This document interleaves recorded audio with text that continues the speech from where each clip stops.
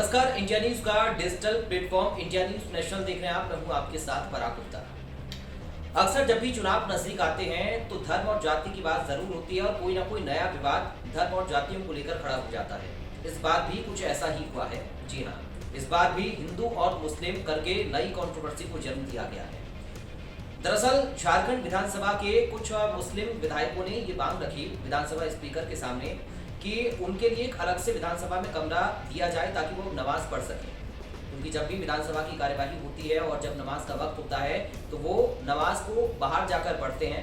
अगर विधानसभा के अंदर एक कमरा उनको अलर्ट कर दिया जाएगा तो वो विधानसभा के अंदर ही नमाज पढ़ पाएंगे। उसके बाद हुआ क्या, 2 सितंबर को एक नोटिफिकेशन जारी किया गया विधानसभा स्पीकर की ओर से और उसमें एक कमरा अलर्ट कर दिया गया नमाज पढ़ने के लिए मुस्लिम विधायकों के लिए।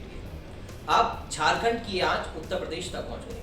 दरअसल उत्तर प्रदेश के कानपुर से विधायक हैं इरफान सोलंकी। इरफान सोलंकी ने भी बिल्कुल ठीक यही मांग यूपी विधानसभा में उठा दी स्पीकर के सामने और उन्होंने कहा कि अगर झारखंड में अलग से कमरा मिल सकता है नमाज पढ़ने के लिए मुस्लिम विधायकों को तो उत्तर प्रदेश विधानसभा में ऐसा क्यों नहीं हो सकता। उसके बाद हुआ क्या, झारखंड से निकली आंच उत्तर प्रदेश तक पहुंची। उत्तर प्रदेश के बाद अब ये मांग बिहार भी पहुंच गई।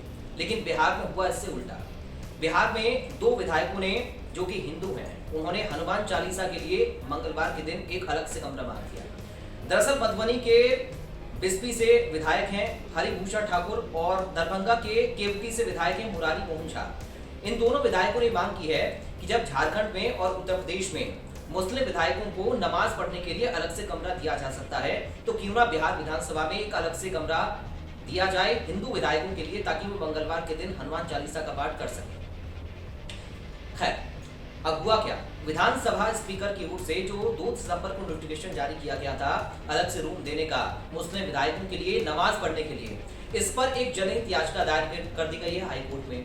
खैर, ये हाईकोर्ट का मसला है और हाईकोर्ट इस पर क्या संज्ञान लेता है, क्या रुख हाईकोर्ट का रहता है, ये देखने का विषय होगा। लेकिन अब सवाल ये है इन माननीयों से कि आखिर हम किस तरफ जा रहे हैं। अभी तो सिर्फ हिंदू और मुसलमान विधायकों ने अपने अपने धर्म के लिए पूजा पाठ करने के लिए नमाज पढ़ने के लिए अलग से कमरा विधानसभा के अंदर मांगा है। लेकिन अब सवाल यह है कि भारत जैसे धर्मनिरपेक्ष देश के अंदर न जाने कितने धर्म और जातियों के लोग रहते हैं। लगभग हर धर्म के लोग भारत देश के अंदर हैं और सभी का यहाँ पर सम्मान होता है और सबको बराबरी का हक भी है। तो क्या अब हिंदू और मुसलमान के बाद बौद्ध धर्म के लोग नहीं अपनी आवाज को उठाएंगे? क्या जैनी अपनी आवाज को नहीं उठाएंगे? क्या सिख धर्म के विधायक नहीं कहेंगे कि हमको भी एक अलग से कमरा दीजिए अपने धर्म के लिए? अब सवाल ये भी है कि अभी तो ये मांग विधानसभा के अंदर उठी है, क्या ये मांग लोकसभा और राज्यसभा के अंदर नहीं उठ सकती है? इसके बाद अगर एक विधानसभा के अंदर इस मांग को पूरा किया गया है तो क्या उसके बाद लोकसभा और राज्यसभा के सदस्य भी इस मांग को नहीं कर सकते हैं? अब सवाल इससे भी आगे आप देखिए, अब अगर विधानसभा के अंदर माननीय ही जो जनप्रतिनिधि हैं जिनका सरोकार सीधे जनता से जुड़ा हुआ होता है और जनता उनसे जुड़ी हुई होती है तो जनता पर इसका कैसा असर पड़ेगा? क्या आम आदमी अपने ऑफिस में ये मांग नहीं कर सकता है? कोई भी व्यक्ति सरकारी दफ्तर में काम करता हो या प्राइवेट दफ्तर में काम करता हो वो भी इस मांग को कर सकता है कि साहब मेरे धर्म के लिए भी मुझे पूजा पाठ करनी है या फिर मुझे नमाज पढ़नी है, मुझे भी एक अलग से कमरा दिया जाए ताकि मुझे ऑफिस के बाहर जाकर नमाज के समय पर नमाज ना पढ़नी पड़े या पूजा पाठ के समय पर पूजा पाठ बाहर जाकर ना करनी पड़े। ऑफिस के अंदर भी मुझे कमरा दीजिए। अब ये मांग स्कूलों में भी उठ सकती है, कॉलेजों में भी उठ सकती है। क्या छात्र इस मांग को नहीं कर सकते हैं? क्या छात्रों पर इसकी छवि नहीं पड़ेगी? जो मांग माननीय सदन के अंदर कर रहे हैं क्या इसका असर बाहर नहीं पड़ेगा?